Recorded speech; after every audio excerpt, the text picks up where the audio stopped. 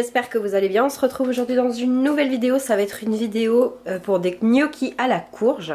J'espère que la vidéo vous plaira, n'hésitez pas à la liker et n'oubliez pas de vous abonner. Donc pour cette recette il vous faudra donc une courge. Donc moi j'ai pris une demi-courge car on est deux avec Océane. Mais si vous êtes plusieurs, n'hésitez pas à en prendre deux ou une entière. Il vous faudra du beurre, il vous faudra 2 œufs. Il vous faudra, alors moi j'ai déjà fait le mélange, c'est du sel, du poivre, du curry et du paprika. Alors moi j'ai pris du fromage râpé à l'italienne, mais vous pouvez prendre du parmesan. Donc vous pouvez prendre ce que vous voulez. Moi le gruyère je ne le digère pas, donc ça sera parmesan. Il vous faudra 150 g de farine.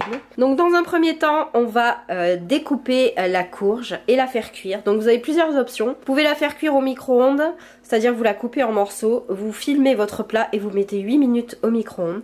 Moi, je vais me servir du Cookéo pour la cuisson vapeur, donc c'est parti. Donc n'oubliez pas de laver votre courge et de l'essuyer. On va prendre un couteau et on va la découper d'abord en deux et ensuite en deux pour bien faire des petits cubes.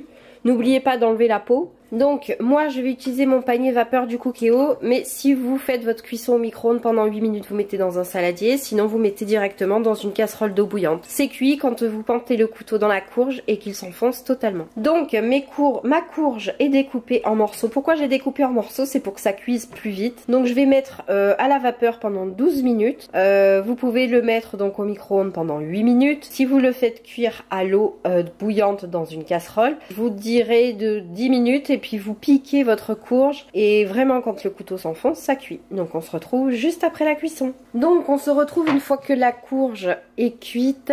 Dans la courge on va y rajouter le sel, le poivre, le paprika et le curry.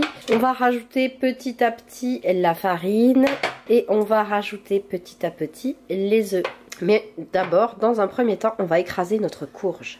Donc vous pouvez le faire avec un écrase légumes, moi je le fais avec une fourchette. De toute façon vous voyez elle est bien cuite, ça s'écrase très facilement. Donc notre courge est écrasée, on va rajouter les 2 œufs. On va prendre une spatule et on va mélanger. Donc moi je prends une cuillère comme ça en silicone parce que j'ai l'habitude. Donc on a mélangé nos œufs et la courge, on va mettre le sel, poivre, curry, paprika. Une fois qu'on a fait ça, on va rajouter la farine. Donc mettez-en la moitié, tout simplement pourquoi? Pour éviter les grumeaux. Donc vous mettez la farine et vous remuez. Donc une fois que vous avez ajouté votre farine, ça vous fait une pâte. Il va falloir mettre à bouillir de l'eau bien salée. Une fois que l'eau bout, on va y mettre une cuillère de notre gnocchi. Et en fait, quand le gnocchi remonte, c'est qu'il est cuit. Donc le gnocchi doit totalement remonter à la surface de l'eau. Vous voyez celui-là, là, il est presque cuit. Il faut qu'il remonte entièrement à la surface de l'eau pour que ce soit cuit. Vous mettez ensuite vos gnocchis dans une passoire en attendant de tous les faire cuire. Donc celui-là est totalement cuit.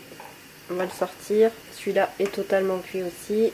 Et vous faites la totalité de vos gnocchis comme ça. Vous disposez vos gnocchis dans une assiette. Vous mettez une pointe de beurre et du parmesan. Et voilà, avec une pointe de beurre et du parmesan. J'espère que la vidéo vous a plu.